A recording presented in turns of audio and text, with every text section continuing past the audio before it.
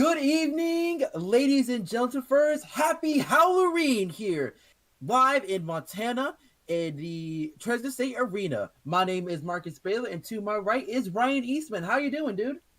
I'm doing excellent. I see since you're in the booth, no one took you up on any GM offers after the unreal calling of the 2020 FBA draft.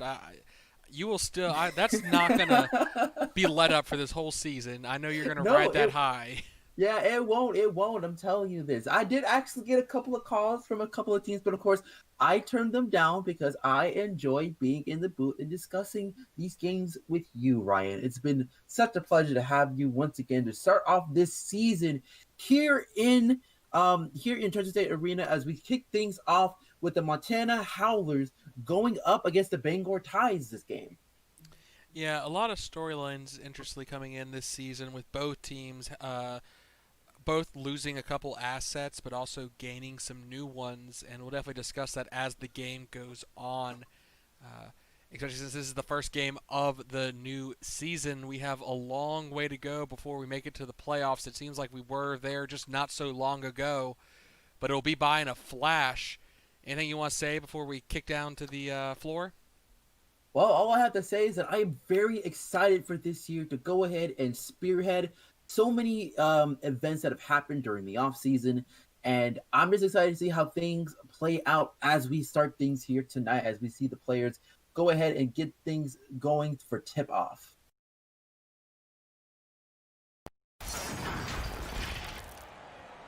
And right now, we do get to see the Tides in white as the Howlers rock the black as we get things going here tonight on Howlereen.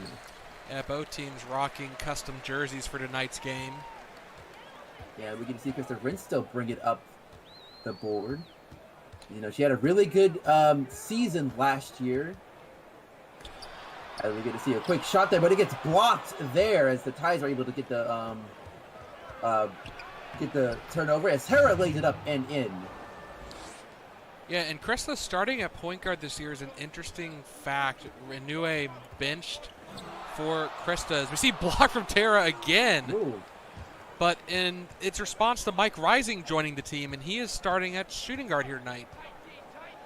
Yeah, it's a very interesting premise, seeing that Krista Rinstill has been the sole powerhouse, has been the offense for Montana. As you can see, Rising trying to go for a drive, but gets blocked there again by Tia, but St. Croix gets the second opportunity for the Montana Howlers.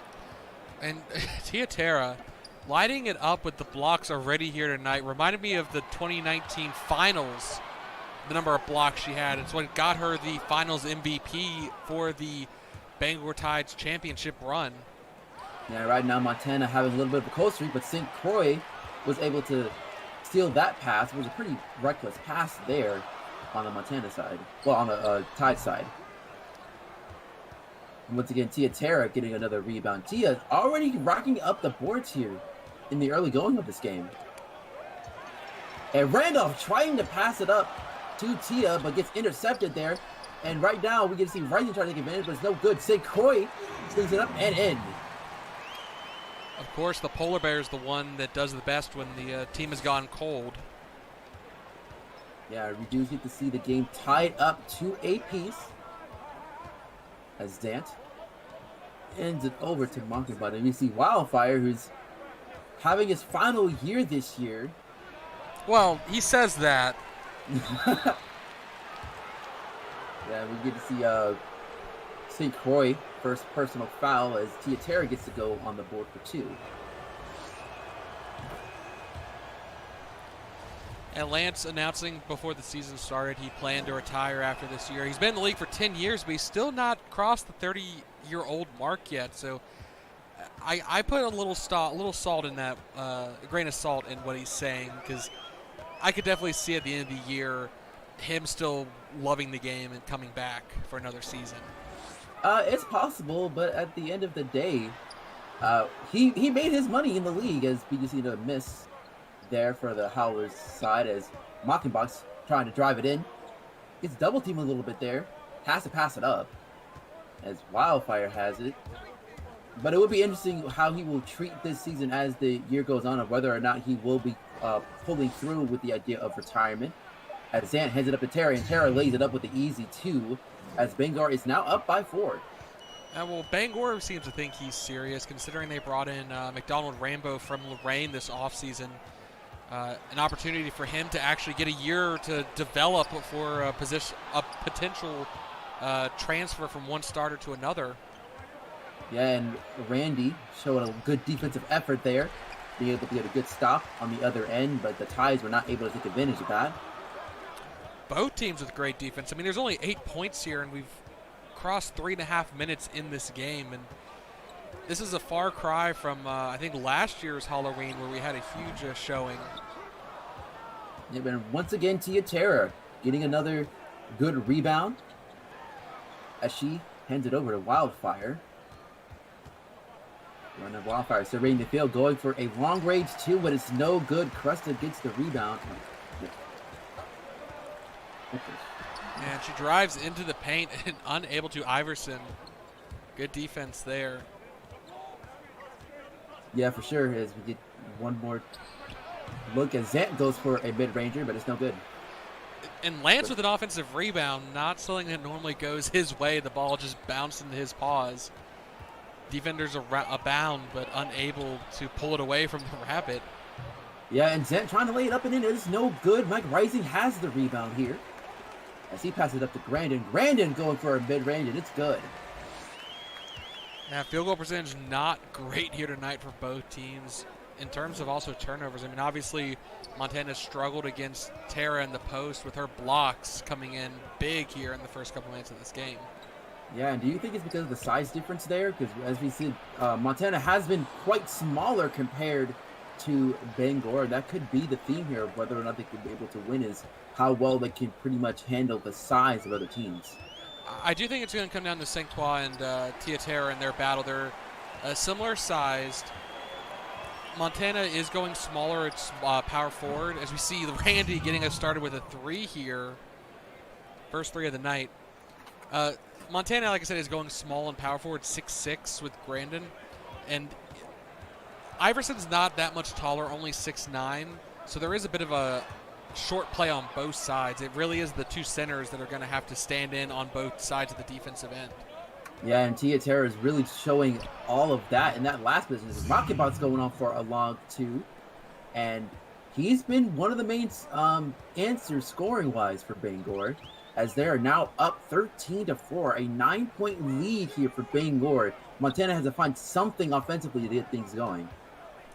Yeah, it's Bangor who finally starts to find their rhythm, and there is one way to get the momentum back in their favor. Is Montana. Fans get to watch St. Croix slam it down. Polar Bear is disgusted with how the team has done so far. Yeah, and that's kind of what you really need to do, is find some ways to energize your team, as we get to see a quick foul by LaShawn Grandin, as Zant has to go in the line for 2. Yeah, and they can utilize the fact that Iverson is only 6'9" just as well as Bangor has utilized the fact that Grandin's only 6'6". They need to call for screens, and they need to get Tia Terra off of the Polar Bear and let her just dominate in the post. Yeah, right now Zent's able to make the second one, as they are now up 14-6. That's an 8-point deficit now that Montana has to find a way to clean up. It's Golden struggling a little bit here offensively,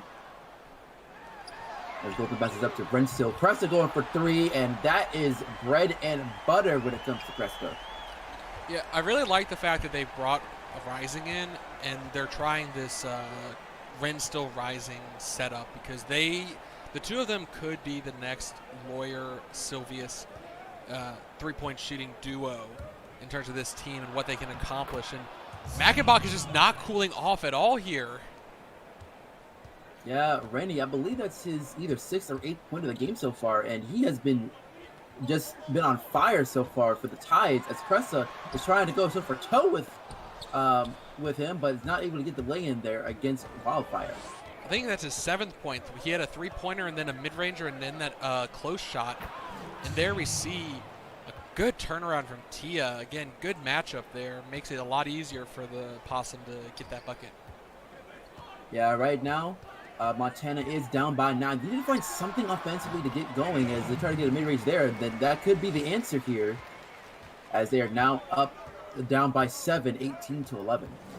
And Bangor figured out their problem, and they've started to convert the buckets they need to convert. Now it's on Montana to do the same. And they also need to clamp down on defense as they're starting to let the starters for Bangor get rolling. I mean, now Zant making buckets, and I can see both teams really want to bring in some subs at the next dead ball situation.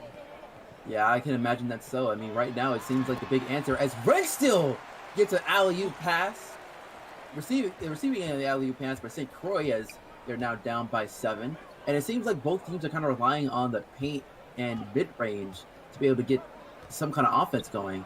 As right now, another long shot from Wildfire, but this time it's no good as St. Croix gets the rebound.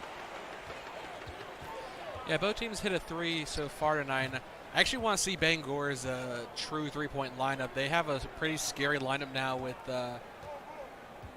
Poisson being on the team. He's a center that can shoot 3, so Bangor could potentially have a 5-court three-point shooting rotation set up. I want to see if they ever pull that out here. Yeah, and Mike Rising able to cut the deficit down to 5, 20-15, as the Tides go for their first time out. I imagine they're going to go for some sub-ins here. Yeah, I mean, they've watched the lead start to slip, and perhaps it's a bit of fatigue coming into play, so I don't blame them for wanting to go ahead and get the timeout called. They were probably hoping for a dead ball and to preserve that timeout, but it's better to bring in the players now with a little bit of an adjustment than let the lead get even diminished even more here tonight.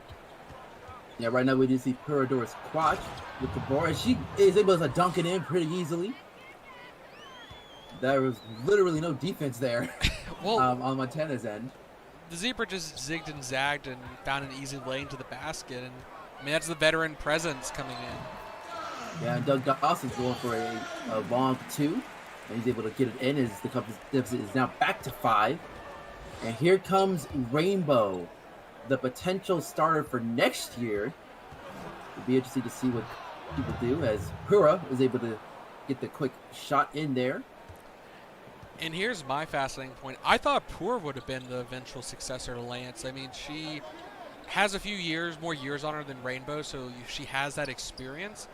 So it's almost like a trial for both of them. Which of them can come out on top, and if they can push each other to be even a better player than they would be without the other here. Yeah, right. It'll be interesting what can happen in this battle, because you are right. This is going to be essentially a 1-year tryout to see who would be the one leading the way for the Tide. As we get to see a good dish there by Pura to Owens. And right now she's been able to show what she can do very well here in the opening game of the season. And Rainbow does have the ability to slide over to shooting guard. He does have a good bit of range to his game. So he could even become a shooting guard if they do decide to go with Pura at point. Yeah, and McDonald Rainbow trying to go for a mid-ranger, but that's not good for him as Montana has the chance to cut the deficit a little bit more.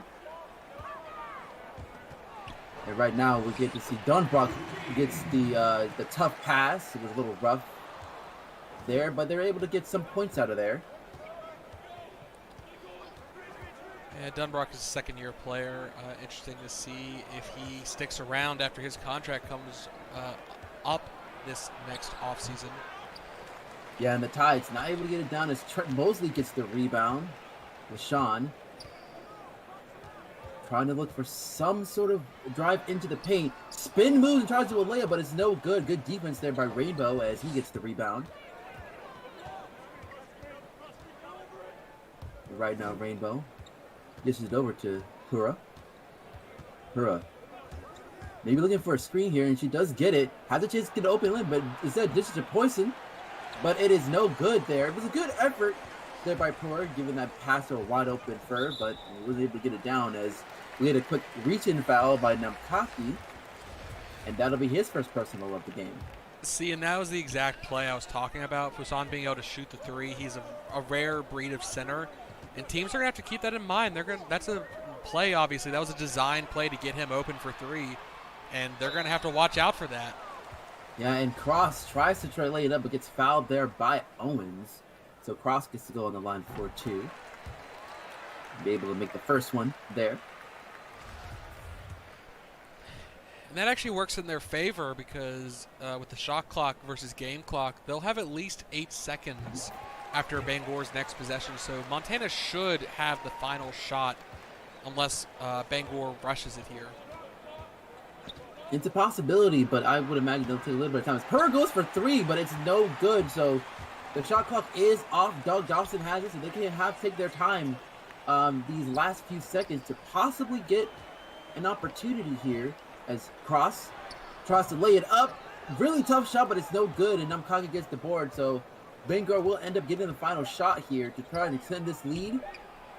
And they're looking for Cross to possibly do it, but it's no good. So at the end of 1, Montana's only down by 3, 26-23.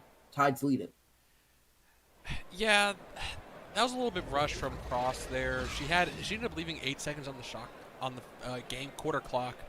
That could have gone worse had Bangor managed to convert that bucket. But that's, again, just need to be a little bit more conscientious about where the clock is and time management as a whole. Yeah, right now, since the Tides did not win the tip-off, they'll be able to get the ball for these next couple of quarters, as they weren't able to get anything going on offensively there. You see the Tides are pretty cold right now in the start of the second, as we get into the second quarter. Yeah, they went cold pretty much as soon as they brought in the bench, and it's allowed Montana to keep it close. And Dunbrock has definitely been a key factor in that on defense and offense. But right now, anyway, going for a long 2, but it's no good. As Trent gets the rebound, though, so they have another opportunity to get a bucket. But they have to try to make something here as Doug deep into three-point territory. He's trying to find something there.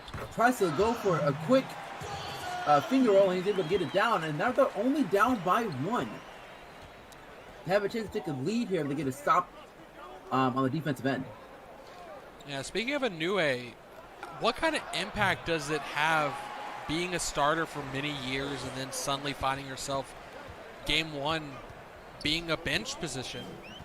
Like, what does that something that's going to motivate him, or is it going to be something that further messes with his morale and makes it even more difficult for him to perform here tonight?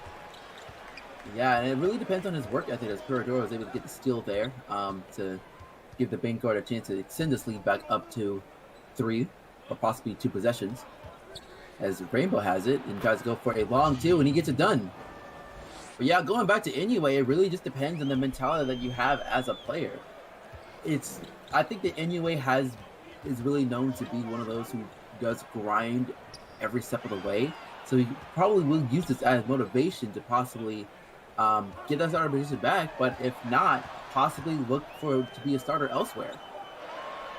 As we're going to see Cross has to do something, and not all the time looking on the shot clock, going for a tough 2, but it's in and out on the left side of the rim as Poison gets the rebound. Yeah, well, Inoue is on his last year of his deal. If you were Inoue, do you potentially ask for a trade?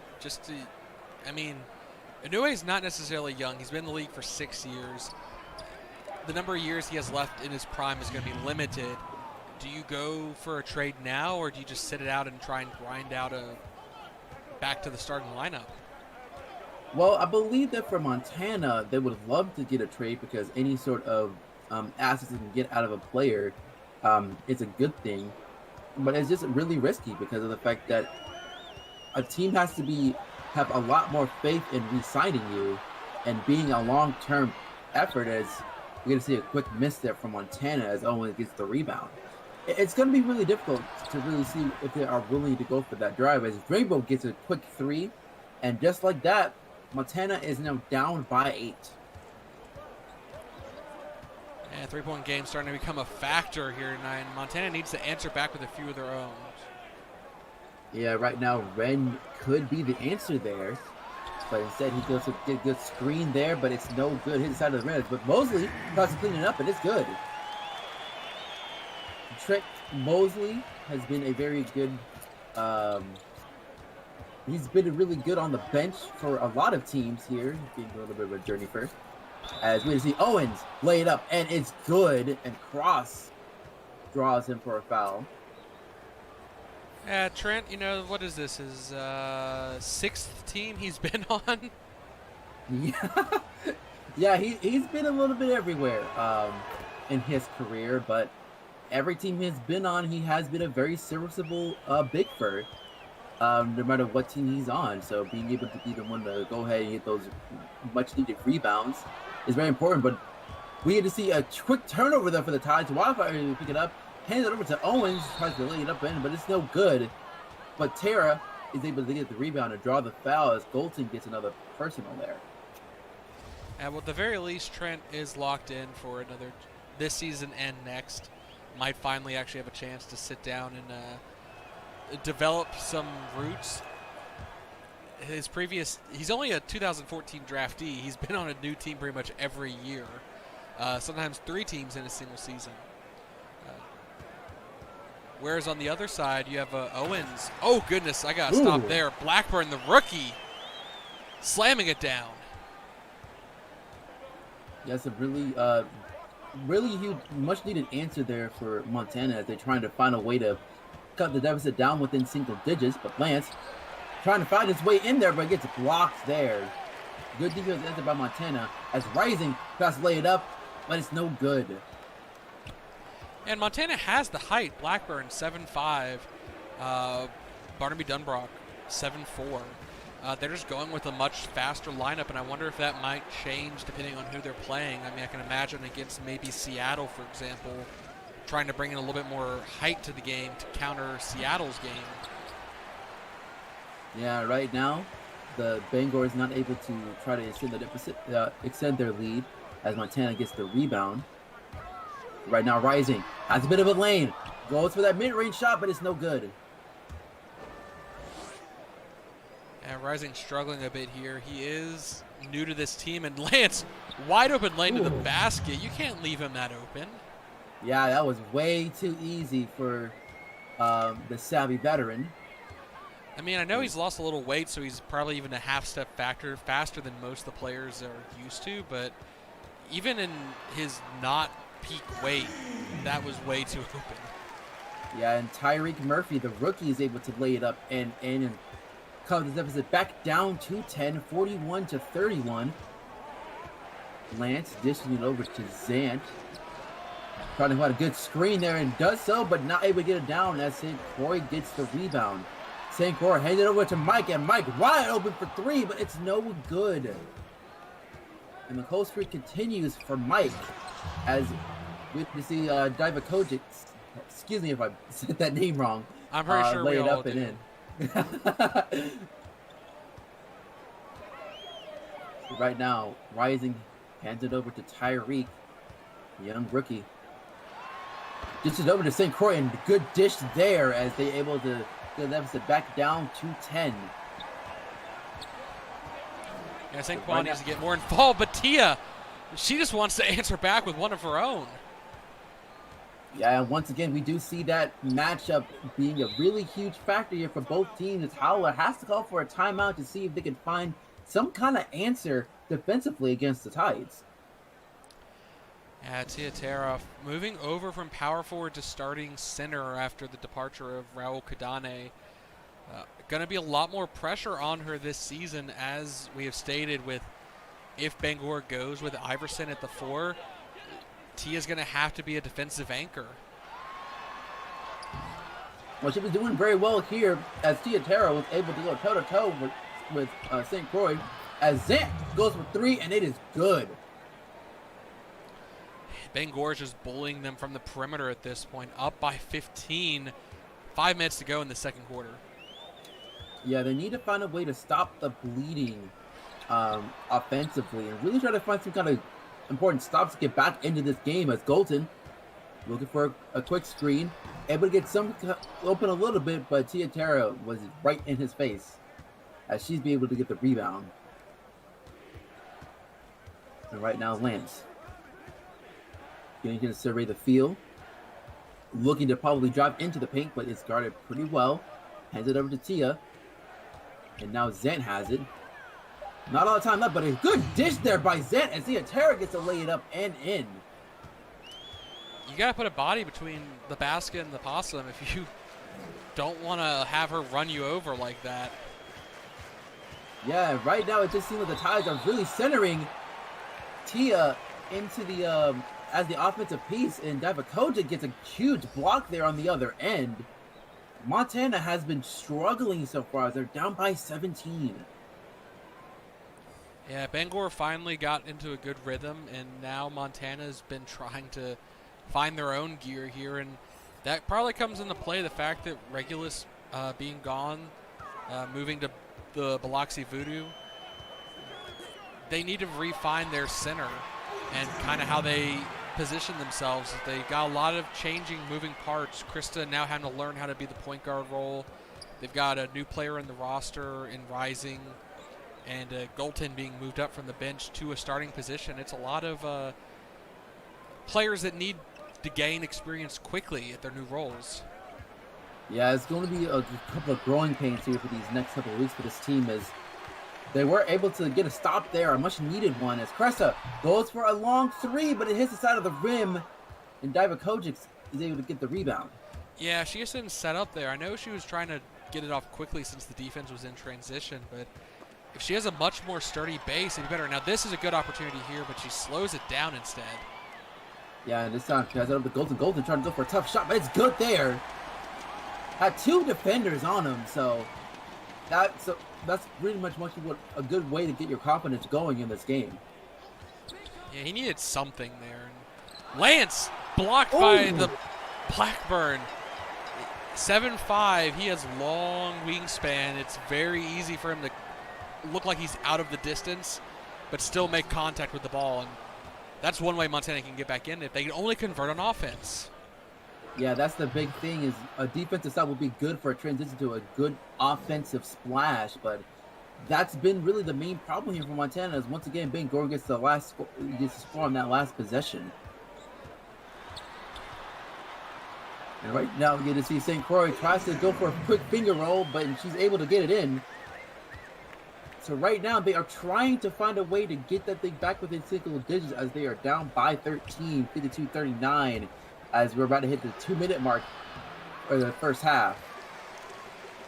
Yeah, I want to see them double team Tia when she has the ball. I think that's the way they get back in this game, is they need to shut down Tia completely.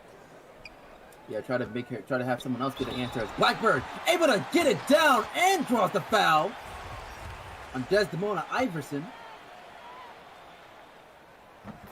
See, and I like this. I like having these two on the floor. I like having St. Croix and Blackburn. I know it adds a lot of height to their defense, even though now they're going to go back with Blackburn taking the center role here, as they want to get their starters a few more minutes of rest. Yeah, right now we're going to see a quick turnover there by Renstill. Renstill's able to get the ball as Brandon has the rock and tries to go for a long two, but it's no good. Try to make a shot on the free throw line, but Divakovic gets the rebound. They need to convert the turnovers. They need to get the points off of them. That's how they get back in this game, as Rainbow misses the open three. Yeah, and Blackboard does get the rebound, so they have another chance to get a chance to get the deficit down within the digits. Anyway, goes for a wild shot, and it's good. That's going to be a long two, the refs say. So they are only now down by 8, 52-44, as we're about to end this first half. As Rainbow tries to lay it up, but it's no good there. Good defensive effort by Blackburn. And Grandin tries to make an answer, but it's no good. All right, now Tattoo getting guarded real up by Brinson, but Mockingbot's been able to lay it up and in, and it's been too easy for him as he starts to pick it back up from where he started in the first quarter. Yeah, he kind of got overshadowed there by Tia just absolutely dominating, and Inouye will head to the line for two off that foul. But Randy was really the first one to get them started with a three and then two quick buckets after that. He got the Tides churning again on offense. Yeah, and Brandon's able to make one of the two free throws, as Now the deficit is down to 9, 54-45.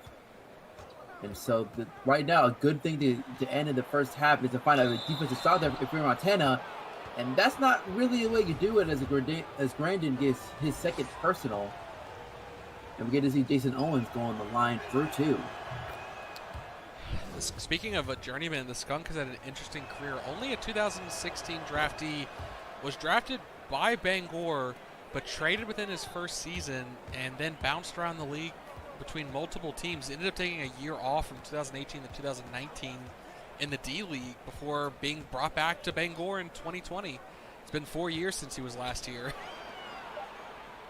Yeah, what an interesting story for him as Brandon had a chance to go for the final shot, and it is no good. So we do end the first half with the Tides leading on the road 56-45.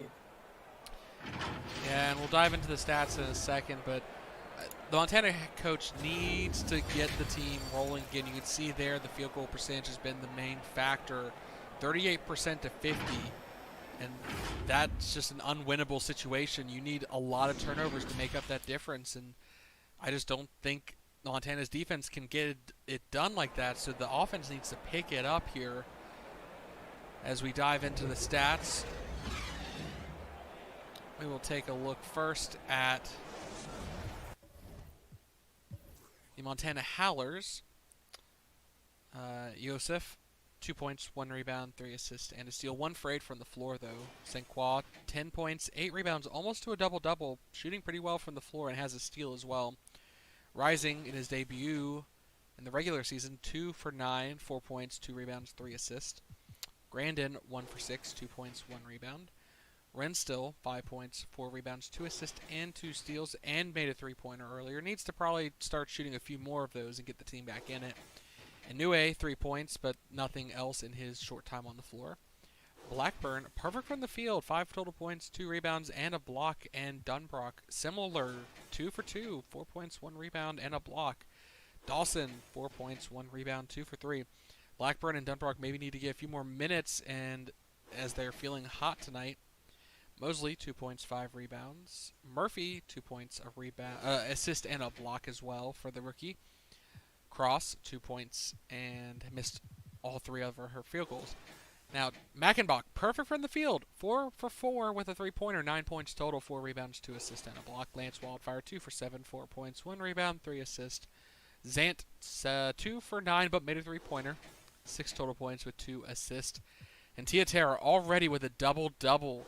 17 points, 10 rebounds, 4 assists, 3 blocks, and a steal.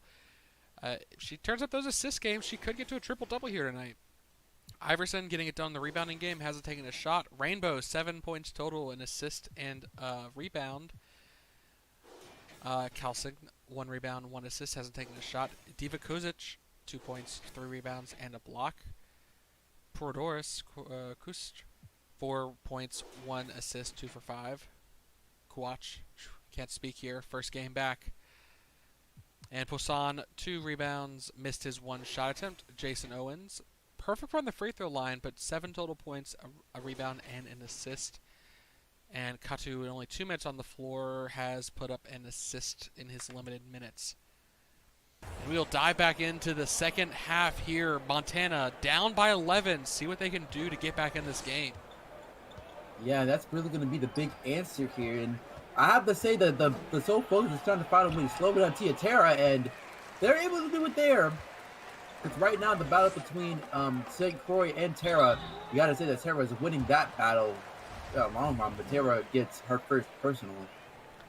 And that's another key thing to keep in mind is Tara, with her blocks, has done it without being over-aggressive on contact. And that's her first foul. She has plenty of time in this game to still be aggressive and be a menace on defense. And Golden able to get the second one down as they are now down by, I believe, 13, 56. Oh, no, excuse me. They're within 9. By 9, 56, 47. Sorry about that. All right, but I know you're paid to commentate, not do math. Yes, of course. And Tara trying to lay it up, but it's no good there. So St. Croix finding a way to go her down a little bit. Well, it's going to be a physical ask of her, and I really wish they would bring out one of their other centers on the floor and have a 2-center rotation. That way they can take a little pressure off St. Croix and have a, Blackburn and Dunbrock assist more so. But they decide not to make that kind of adjustment here tonight, and they're going to continue with their starting lineup. Yeah, right now we get to see Zant trying to lay it up, but it's blocked there by Croy, but that'll be a shooting foul. That'll be her first personal of the game as Zant goes on the line for 2. And then once again, get the deficit back up to 11. Gold star for you. But yeah, and it goes the other way too. St. Croix has not had a lot of foul trouble here, so both centers able to be a major impact on defense without drawing and racking up the fouls. And Rising, almost fading away there. Almost wish he had just taken the step back to take the three-pointer, but makes it. Yeah, I mean, at this point, any shot is a good shot, considering we saw a stat line 3 for 11 so far in this game. He has to find a way to pick it up offensively to really get this team back into it.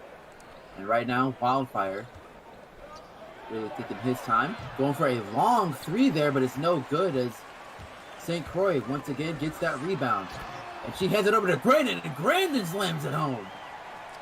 And honestly, that all the kudos of those points go to St. Croix there.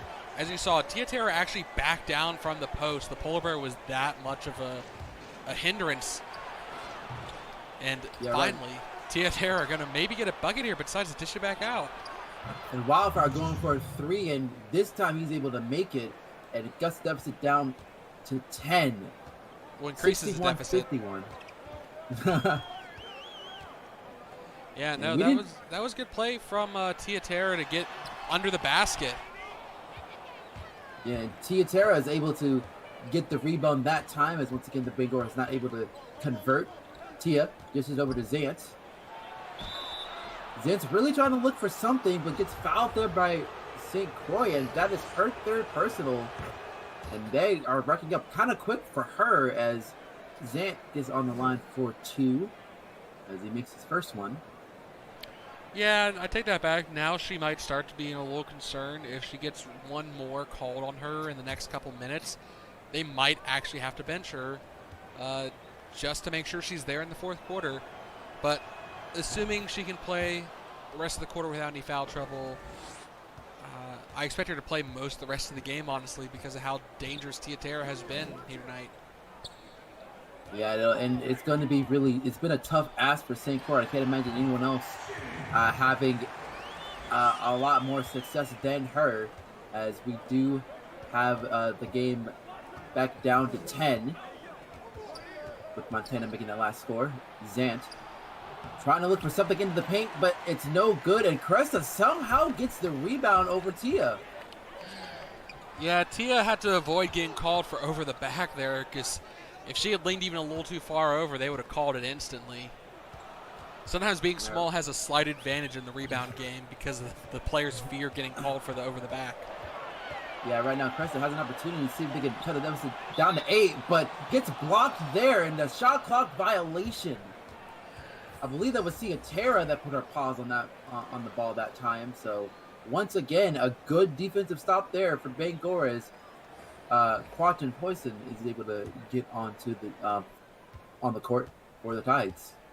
Yeah, I think that was, as you said, Tiatera. And we see almost a strip ball there from Pura. Yeah, right now Pura trying to see if they can find somebody. Had a little bit of an open lane, but decides to not go against it. Gets a quick screen.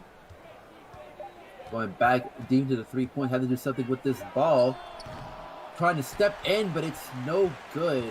Not a really good offensive position there. And so far, Golden ended up to Grandin. It goes for a quick fade away, and it's good. And now Montana has finally found a way to cut the deficit down within single digits. And we'll see if they can get a few quick stops to make this game a little bit more interesting. Yeah, well, they've managed to keep it within that 10-point range, which is what they need to do, but they can't leave her that open. Even though she was just inside the line, that still hurts. It does. I mean, at this point, every possession really counts. They have to find a way to get some kind of cold streak on the Tide side, as they're able to pick it up offensively themselves, as Doug Dawson gets to lay it up and in.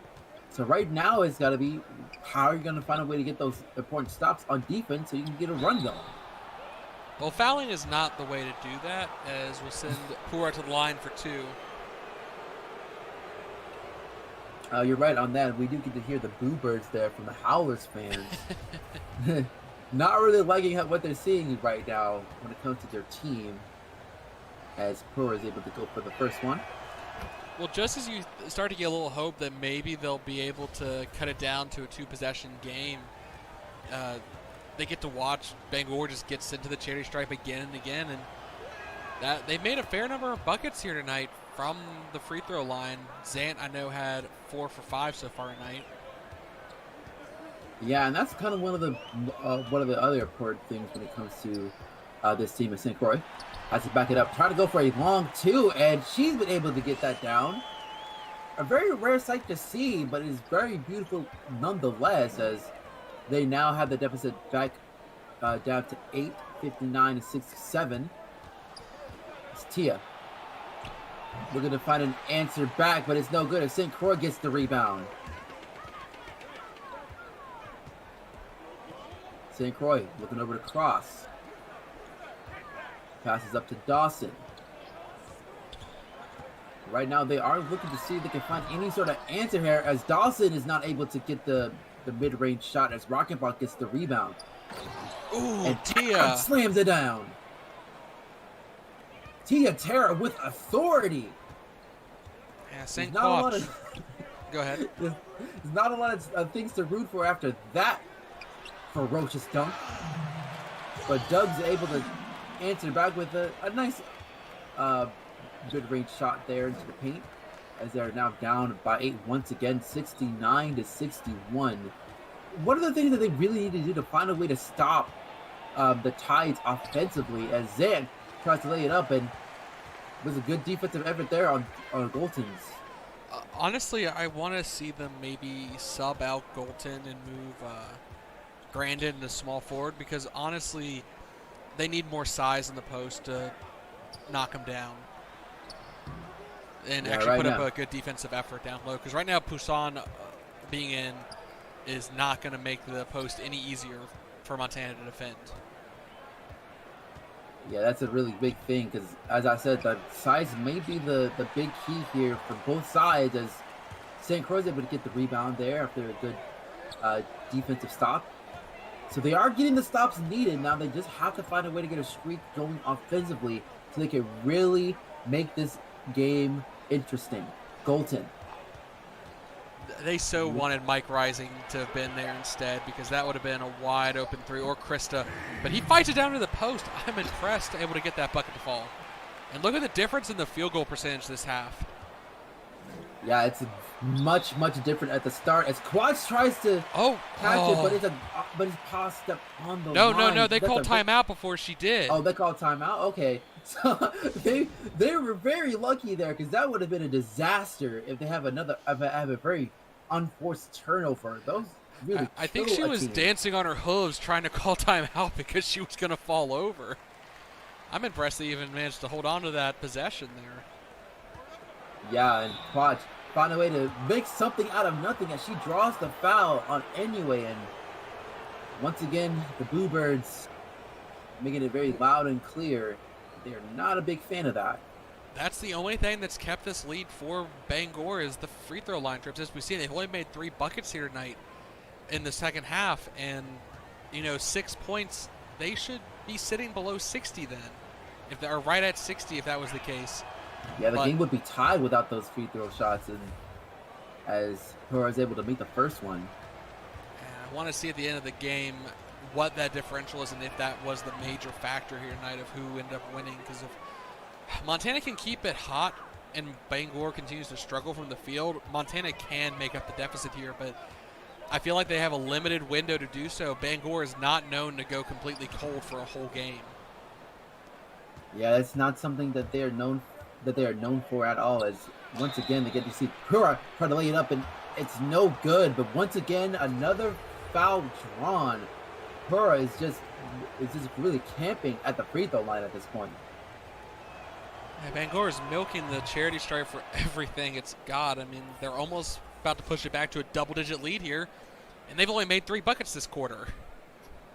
Yeah, and that's really, as a if you are a Howlers fan, that's just killing you on the inside, just knowing that if they aren't constantly fouling these players, especially Pura, they could actually have a chance to possibly even leading this game.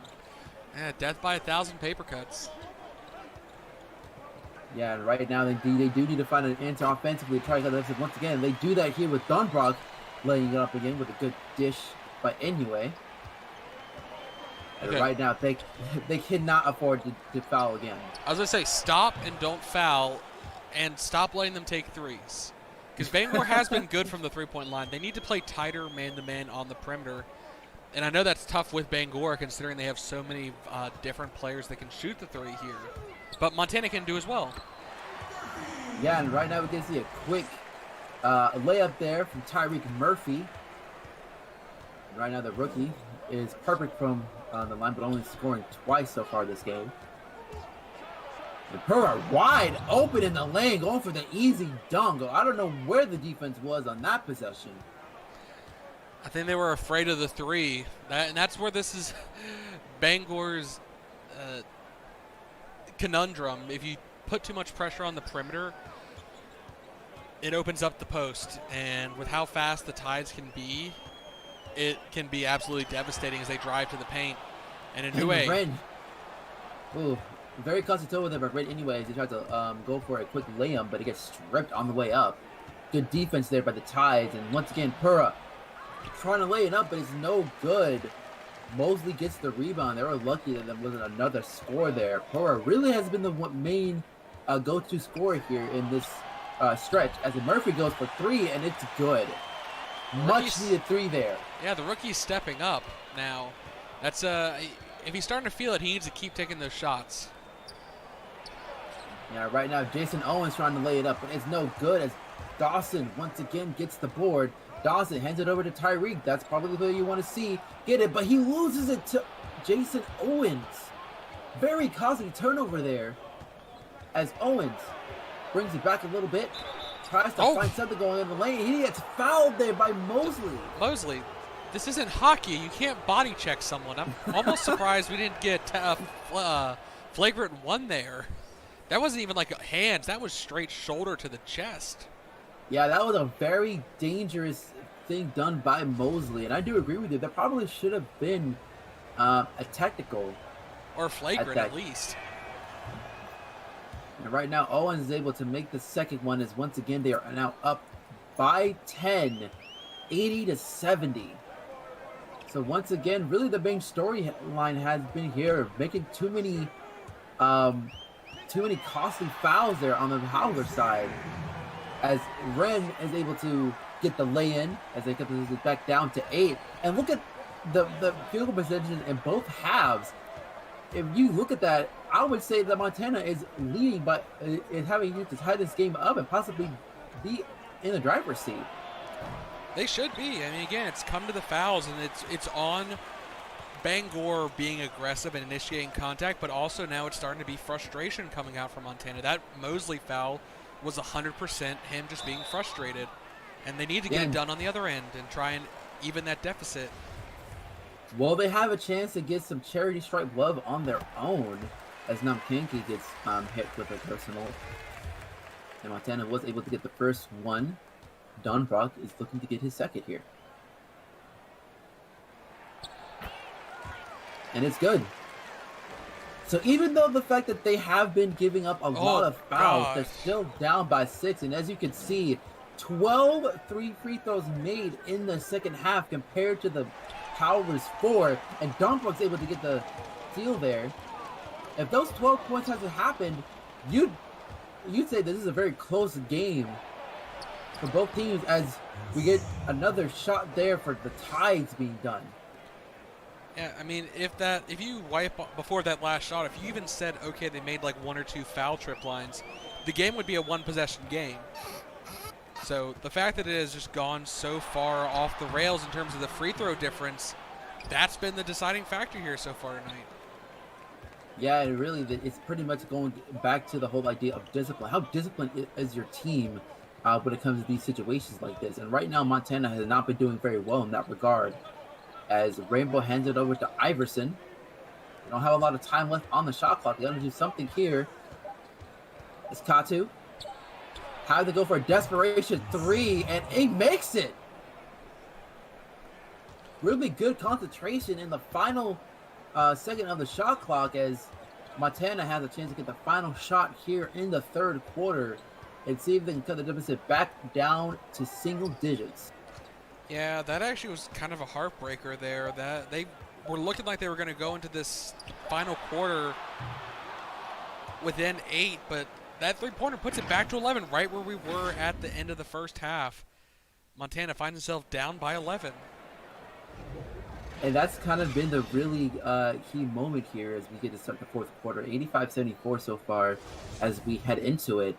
And the Howlers will get the ball this round. They have to make a shot here in the first possession to really get some kind of momentum back onto their side.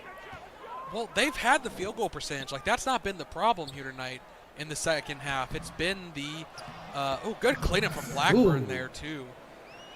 It has been the defense and, getting too many fouls called on them and sending Bangor to the line. And Bangor has been converting. They have not missed a free throw since the first half. And they continue. Katu, an and one opportunity. And that's going to be on Mike Rising this time. And it just seems like the Tides are just really bullying this team into the paint because they have been on fire so far in the second half when it comes to getting a chance at the charity stripe. And they've been perfect so far in the second half. Well, and that's the crazy thing is that their field goal percentage isn't that great this quarter. That's only being held up by their free throws. Yeah, right now they have to get some kind of clean stop here as Katu is not able to get it down, so they have a chance to cut the deficit once again. But that's really have been the answer. Can they find a way to get some clean stops here so that they can stop this slow bleeding here from the Tides? And I would say they have Dunrock and Blackburn on the floor, which I do like because both of them are able to go for those offensive boards, but not needed as a new way, just bullies his way down low. And that's probably what you need to look here for is trying to get Inuit being that primary sixth third and just really try to push this to the next level as Namkaki is able to get the easy lay-in as the deficit's now back up to 12. Yeah, I have a feeling it's going to bounce back and forth here. I mean, both teams finally starting to find a rhythm in terms of offense. Bangor finally getting back to up to form. Yeah, right now, Ren loses the ball there, and Iverson gets to pick it up. What a costly turnover there. As, once again, the Tides have an opportunity to extend the lead, but Rainbow is not able to get it down, and Renue is able to get the rebound. Ren. Bringing it back up to midcourt. Looking for a good screen. Dots to switch that he possibly wants. Trying to go for a drive-by, and it is no good there as Namkaki gets the rebound. I'd like to see a little bit more passing deep in the post. And Rainbow. Ooh. That's another three from the left sideline for Bangor. And that's really been killing him, is being able to get caught with a player open. As Ren still tries to answer back with a three, but it's no good. Hits the side of the rim. That was so close, too. Yeah, that was one that's very much needed. And right now, yeah. Renzel has been very, very quiet this game as the Howlers once again go for another timeout. Yeah, as soon as Renstill missed that shot, I figured they were going to call timeout. But the fact that Iverson just got a free look and dunk, not how they want the first game to start. They were in it for most of the game, and now they're starting to slip a little bit here, down 17. Yeah, and that's really been the big question mark. And 13 of those points have been free throws, and then they're really kicking themselves here, but not really playing disciplined basketball. And Tia Terra with a huge block, but Golton gets it back. Golton has to do something though. Tries to lay it up into the paint, and it's no good. Tia with the rebound. Tia has been on fire this entire game, not really slowing down by a second. No, she really hasn't. And even now they're starting to double team her, which is what they needed to do earlier, and she almost makes it even with the double team. Yeah, that's probably one of the things that you have to look into is that St. Croix does need some sort of help to try and help contain her. Golden trying to go for a quick spin move, but it's no good. Golden might be trying a little bit too much here as we get into the final stretch of the fourth quarter. Yeah, I mean, he is definitely trying to, I don't want to say earn his stripe as a starter, but right now he is not playing up to par, and he needs to start dishing it out. I mean, St. Croix obviously has had a good night tonight, but give it to Rising, give it to Crystal, let them shoot from the beyond the arc as we see Rising. As I say his name, he appears and delivers a 3 from beyond the arc. Yeah, and that's something that you really want to see from all of your guards, really, because all 3 of them are very caliber players within the final stretch. So they need to find a way to get something to answer here, as Zant is able to put Rising on a little bit of skates there, as he able to get the final 2 points. And both guards not really having a good night, but they are both almost 10 points. And again, just a missed shot there from Golden. As Tara's going to take it almost herself. Dishes to Zant, though. Zant trying to go for a quick shot, but it's no good. And right now, Golden is able to draw the foul. And that'll be Desdemona's second personal of the game. And that's probably another thing you have to look into. Offensively, you need to find a way to get into the charity strike yourself and try and draw some fouls. Yeah, and I don't mind Golden if he does that. I mean, obviously he's perfect from the free throw line here tonight, but he's not initiating enough contact to get to the line. And Lance trying to put it away up to 100, but misses the three-pointer. Yeah, and right now we have Golden trying to go for a screen. Has a smaller foot on him and lands, but the bun is very cheeky at St. Croix. Tried to get into the paint against Makibagi. She lays it up, and it's good. Pretty flawlessly there. Going up against the smaller forward, Makibagi. Yeah, I mean, Lance is deadly against bigs because he just has such quick pause that he can swipe it before you go for the shot. Is he going to block you? Probably not, but he gets blocked. Zant, though, recovers it. Yeah, that was a good defensive effort there by Montana. Try to get the crowd back into it because they're not out yet, but they need to get a stop here. Lance going for a tough 3, hits the side of the rim, but Tara gets the rebound, but Rich still steals it. Yeah, they can get it back to 10 here, maybe even double single digits if they make a 3, but they have the crowd back on their side. Yeah, they have to find an answer here. St. Croix going for a tough fadeaway. I'm not sure about that shot right there. That was a little bit too tough. Maybe try to find someone else that's open. And once again, we get to see another Tide player back on the line for 2 as Mockingbird is able to make the first one. That's not something you want to see there if you are a Howlers fan. Well, missed free throw. That's the first miss in this second half. But Brandon pushed a little bit from behind. I'm a little surprised Tara didn't get called for the foul there. She did bump him as he went up for the shot, but made bucket. We'll bring it back to 11 here. Yeah, and any made buckets are good. As Cresta's able to get another steal there on Lance this time. Cresta trying to go for a tough shot there. No good, but St. Croix is able to lay it up, and it's in. And now they cut the deficit down within single digits, down by 9, 98-89.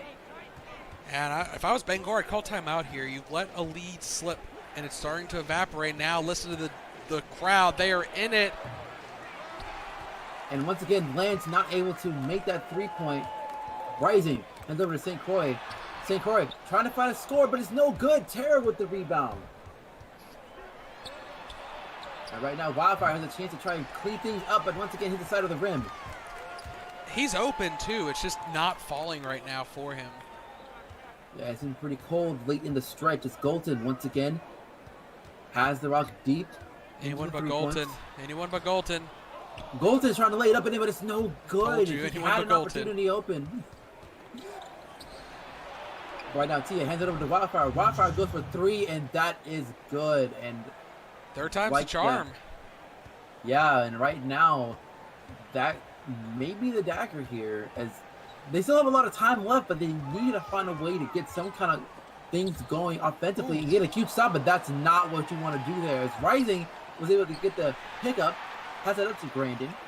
Renstill That gets stolen there by Wildfire. What a mess of a position that was. As Makaba be able to get a quick, fast break points. I just think I saw two Montana players throw the ball into the back of a Bangor player, and like you said, messy is the only way to describe that possession. Yeah, it was just an ugly, ugly possession right there, and that really just shows frustration for the Howlers. And Brandon's able to draw the foul on Iverson. I believe it's her third personal or fourth. Third. It's a third, yeah.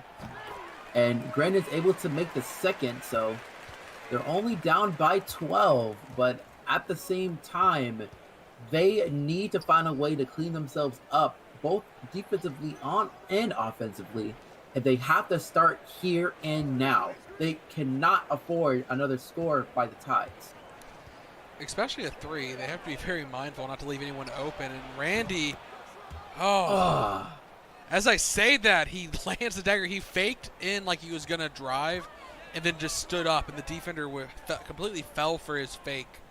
And that just left him open for that three there. Yeah, now they're down by 15, 106-91. Going for the mid-range shot, and it's no good. And I think I have a feeling that this is probably going to be it here, as there's not a lot of, it's not really, you got to be pretty much perfect here for these next few possessions to even have a chance at sniffing a win here the Howlers. Yeah, at this point, every possession is basically if you don't get it, it's a loss. But somehow, after losing the ball 4 times, Zant does get a shot up, but it's no good. Yeah, I mean, that was a good defensive stop there for the Howlers, but it does leak a lot of clock there, and once again, we got another miss, and yeah, it's not looking like it's going to be any more closer than what it is right now here for your Howlers, as Monkeybox, once again, wide open in the lane, goes for a quick dunk, and they're now up by 17. So as they call timeout, I think it's fair to say down by 17 with 2 minutes and 22 to go. They'll probably make one more push of it here, probably another inbound 3, and then try and go for a full court press if they make it maybe. But let's talk a little bit about tonight with the Montana Howlers. What can they take away from tonight's game, and what changes maybe will they make, or what do they need to make a change-wise for the rest of the season going forward, or is just tonight a bad night for them? Well, I think the big thing that you have to look into is the discipline on defense. I mean, as we alluded to in the second half, a lot of the points that have been given to for the Bangor has been the constant fouls that they have given up late in throughout the second half. And the fact that the Bangor Tides were able to take advantage of that, only missing 1 free throw that entire second half, as Wildfire lives it up and in, and it's good. So really the big thing is, what can you really do to try and clean up those costly mistakes? Because this is kind of one of those growing pain moments. A lot of new roles throughout the entire roster, and it's something you have to really pay attention to as the season gets going. Yeah, I'd agree. I mean, some nights the fouls just don't go away. As we saw, the field goal percentage is pretty close between the two of them. And it really has come down to the fact that Bangor has been hitting their threes and their free throws and getting to the free throw line. And as Montana, as the players get used to their new positions, and Lance, he couldn't hit a 3 earlier, but hits one here to put him up by 20. And I think at that point, both teams are going to say, let's bring in our reserves to avoid any kind of injury risk here. Yeah, I'm pretty sure that'll happen after another turnover there for the Howlers, as Wildfire is going over up to Zand. I'm sure that once the next bucket is made, they'll probably have to call a quick timeout there to get everybody in. Yeah, well, for the Bangor Tides, I mean, are they happy with tonight's win, or do they feel like they need to improve in some areas? And okay, Zant making a 3 just casually. I would say that you probably feel very satisfied with how this game played out, and especially when it came to the garbage and in this case specifically Pura was able to draw so many fouls, and the Tides St. Croix once again making another costly turnover. Well, not much costly now considering the situation, but I mean, for her own stat line, it's costly. Yeah, another unforced turnover there for the Howlers. But really, the Tides being able to find a way to get down into the paint and to draw as many fouls as they did was a huge plus. Tia Terra is already looking to be one of the best centers in the league, as making her transition very well. As another shooting personal there, as Tia does hit the floor kind of hard there.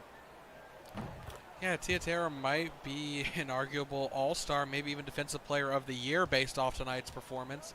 And I think this will be the last possession. I don't think Montana's going to try and take a shot here. No need to unless they just want to try and pad their stats a little bit.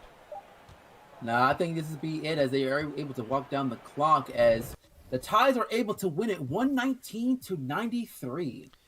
And diving into the stats, Golden having a rough night. 2 for 14, 8 total points, 4 rebounds, 4 assists. St. Croix, almost a 20 for 20, 16 points, 19 rebounds, 5 assists, 1 steal block. Rising, 9 points, 4 rebounds, 3 assists. 4 for 13 from the field, also struggling tonight. Grandin, 10 points, 2 rebounds, 1 block, 4 for 9. Renstill, 9 points, 5 rebounds, 2 assists. 4 steals, though, getting it done defensively. And Niue, 7 points, 2 rebounds, 2 assists. But 3 turnovers and 3 for 9 from the field is not good enough. Dunbrock, 8 points, 1 rebound, 1 block, and assist. Dawson, 8 points, 3 rebounds, 4 for 7. Mosley, 2 points total, 7 rebounds, 2 of which were offensive. Probably should have gotten called for a flagrant foul in that one foul he did, but Blackburn, 7 points, 3 rebounds, and a block, 3 for 3. Perfect from the floor for the rookie tonight. Cross, 0 for 4 shooting, but 2 points from the free throw line and 2 assists. Murphy, also perfect in his rookie debut, 7 points total. The 2 rookies for Montana showing up here tonight. Maybe earn themselves a few more minutes. Mackenbach only missed 1 free throw, 17 total points, 7 rebounds, 3 assists, and a block. Sant, 15 points, 2 rebounds, 3 assists, 2 blocks, but only 4 for 16. He got most of his points in that second quarter to start with from the charity stripe. Lance also putting up 15 points, 2 rebounds, 4 assists, 6 for 19, 3 threes coming in. Iverson, 2 points, 8 rebounds, 2 assists, and 2 steals. Perfect from the floor. And then Tiatera, definitely player of the game. 17 rebounds, 4 of which were offensive. 22 points, fell 3 assists shy of a triple-double and 5 blocks shy from also contributing to a triple-double. Rainbow, 13 points, 1 rebound, 2 assists. Pura, 14 points, 2 assists, and a steal. Perfect from the charity stripe, 6 for 6. 2 points, 5 rebounds, 2 assists for Kelsing. Jason Owens, perfect from the free throw line, 5 for 5 as well. 9 points total, 1 rebound, an assist, and a steal. And Diva Kozic, 2 points, 3 rebounds, an assist, and a block as well for the rookie. Poisson, 3 rebounds and a steal. Katu, 8 total points in his 8 minutes, and 2 assists, making a 3-pointer as well, contributing towards the 3-point game for the Tides. And we'll dive into the team comparisons. In the first quarter, it definitely looked like to be Bangor's game. Even though it was only a 3-point difference, Bangor was shooting much better from the field. And in the second quarter, it continued on as such, building up that lead to an 11-point difference. And Montana almost looked like they were going to come back in that third quarter. However, it was the free throws that killed them in the end. Bangor, despite shooting 37% from the field, managed to keep the third quarter at an 11-point difference, and then in the fourth quarter just ran away with it. And as you see in the final stats, both teams shot great from the free throw line. However, it was down to the final outcome was Bangor definitely having the advantage there, especially in that second half actually, pulling away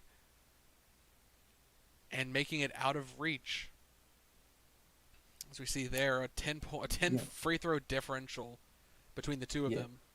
Yeah, and that's one of the big things is just the free throw differential, especially in the second half, is one of the big things that people will point to of the reason why Montana lost as big as they did. And another reason is because of the fact that their guards did not really play very well. Well, It Golton really was the one. 2 for 14. I mean, that was a rough showing here tonight. And I mean, also Bangor in their 3-point game. I mean, look at that. 52% from beyond the arc, made 11 3-pointers. Yeah, it's just really one of those things where you have to look into the fact that there's a lot of cleaning up to do. Um, I believe this is Josep's first starting opportunity as well, and it's not really a good showing here in the early goings of this game. So he has a lot of things to learn when it comes to that starting position, and really just shows how important it is for you to be able to try and try to get everything together mentally as well as physically. Because I will give him that. He had a lot of good efforts there trying to find a way to get into the paint, but not being able to get it down, it has a chance to be like, okay, it may be good for me to try and pass it up a couple of times here and there instead of trying to put everything on my shoulder. Yeah, he definitely has some experience to be gained. Obviously, he's not a rookie or anything. He's been in the league for a couple seasons, but at the same time, the level of talent playing in the starting rotation is going to be higher. Sure, he's played against starters, but it's usually for limited minutes in those times. And when he's actually face off, 20 of his 30 some minutes on the floor, he's having to play against some of the best players in the league. He has to step up his game. He, like you said, first real opportunity of starting in this league at a consistent basis and not the greatest first game of doing so. He has to be careful. He might lose out to one of the uh, swingfers on the bench or even possibly Grandin taking over for him if he can't step it up. Yeah, that's going to be the big cases here. I'm pretty sure a lot of discussions between and the coaching staff of what they will have to do for their next game coming up, and that's going to be one of the questions that you'll have to answer fairly soon. But that's pretty much all we really have much time for to talk with. Yeah. Yeah, the good. I mean, the first 3 quarters were definitely interesting. In the fourth quarter, they almost pulled it back, but it just slipped through their paws. So I know Montana has the ability to make a good run this year. I think Bangor was probably an ambitious first game to go against. It's only Yeah, been a year removed from their championship. it's certainly a really big test for sure, and even though they weren't able to get it down, they still have some good opportunities to be able to get to really have some good things that happened to them. The rookies really played very well, and I know for Bangor, they're very satisfied with how they do. Tia Terra is looking to be probably the centerpiece going forward with her performance in this game. Yeah, I mean, might have to watch out for her this offseason and how her free agency goes if Bangor can afford to bring her back. But For sure. I think that's it for everyone at home. Thank you all for tuning in. Thank you for joining me once again, Marcus. No problem. And we'll be going ahead to see you guys pretty soon in the next few weeks as we head over to Pittsburgh as as the Keystone goes up against the Arizona Whips. So that's the next game we'll be able to see for that one in the upcoming Sports Den. So very excited to see how that goes. Yep. And we will see you all then. Have a good night, everyone.